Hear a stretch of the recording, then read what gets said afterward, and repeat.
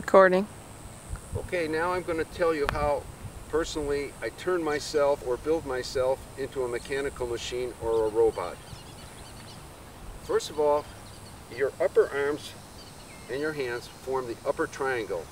Your legs form the lower triangle. If you can learn to efficiently turn and master the rotation of your upper triangle or your shoulders around your spine, your legs or the lower triangle will work automatically without any thought. So in the upper triangle, in building the robot, what you have to realize is that the left side is doing a little bit something different than the right side.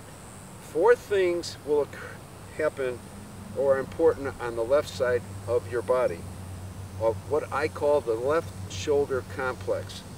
The golf swing, for most people, think starts down here at their hands. No, it doesn't. It starts at the top of your shoulder like a pendulum. So number one, when you're thinking of yourself mechanically or a mechanical machine, this is a pendulum. Number two, your elbow is fixed to your torso so that you keep your arms connected to your torso and they swing together rather than a disconnection, there's a connection.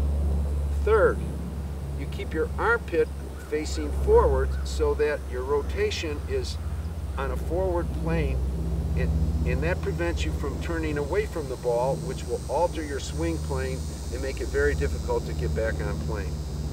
The fourth thing that happens is that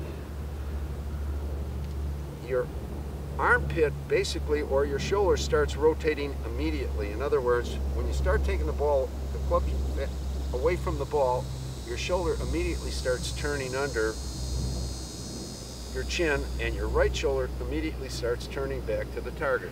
So these four things happen on the left side of the upper triangle. On the right side, the right shoulder complex, basically you want to keep the elbows, the backs of both arms or your triceps resting comfortably on your chest wall, and you want to keep your arms close together with your right elbow close to your left elbow, and you want your right elbow to fold early in your swing, so that if it folds early in the swing, at the top of your swing, you'll be in this position where your hand could essentially hold a tray of glasses of water. But if you let your right elbow drift away from your body, your hand will be facing down towards the ground. So demonstrating with the club, four things in the left side. Now on the right side, when you take the club away with the shoulders, you don't pull away with the arms. By taking away with the shoulders, by keeping the backs of your upper arms resting on your torso and letting the right elbow fold early, when you get to the top of your swing, your right elbow is pointing down and your hand is pointing up, as opposed to if you were to get a disconnection and let your right elbow drift from your body, your right elbow would be pointing back and your hand would be pointing down. So essentially, if you can learn what you're doing with your upper triangle and think of it more in mechanical thoughts, you will be a more efficient ball striker. Now, what are we trying to achieve? What we're trying to achieve really is just turning circles and creating centrifugal force. So once you set your spine angle, your primary and your secondary spine angle, think of your spine like the axle of a car. It can't go up, down, left, or right. It's in a fixed position where it can merely only rotate. And what's it going to turn? It's going to turn a wheel. So think of the outside of your shoulders being turned by the axle.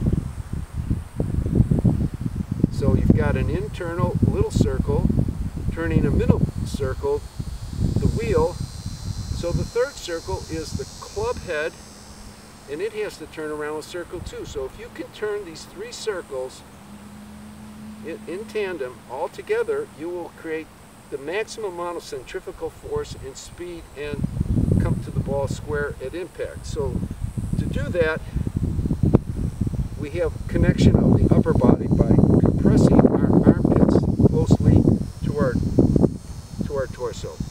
That would be the upper torso connection. The lower torso connection is basically what I mentioned already, by attaching your left elbow to your torso and keeping your right elbow next to your left elbow. That would be the middle torso connection.